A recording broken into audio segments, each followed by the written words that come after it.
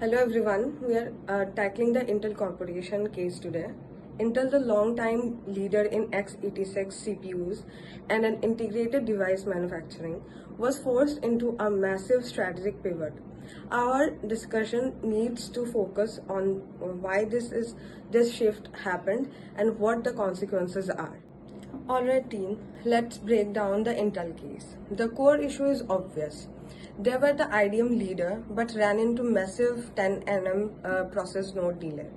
Atul, from a strategic perspective, how did this force the creation of IDM 2.0?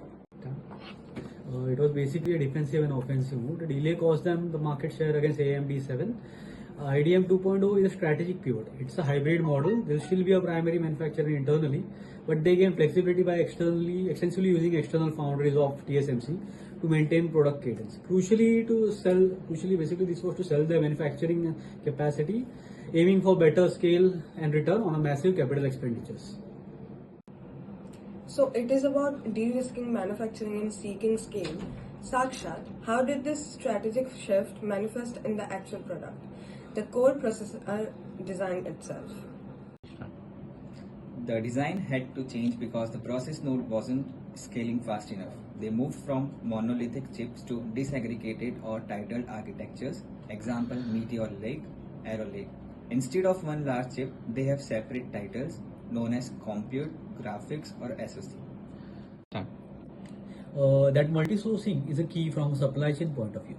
They use TSMC N3B and N5 for compute types of families like Arrow Lake when internal nodes weren't ready, which significantly reduced time to market risk.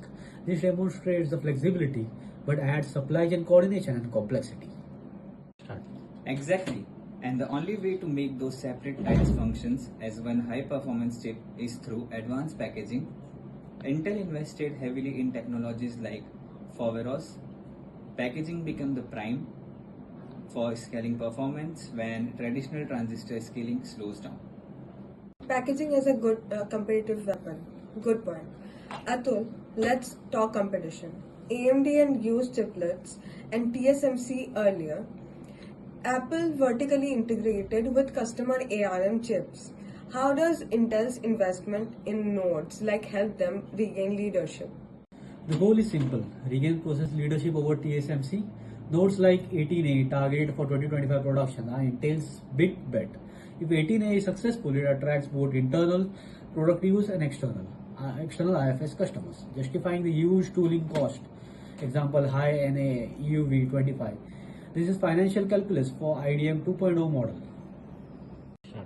Technically, the 18A advantage is built on key innovations like Ribbon FET, which is known as Intel's GAA transistor, and Power Via, backside power delivery.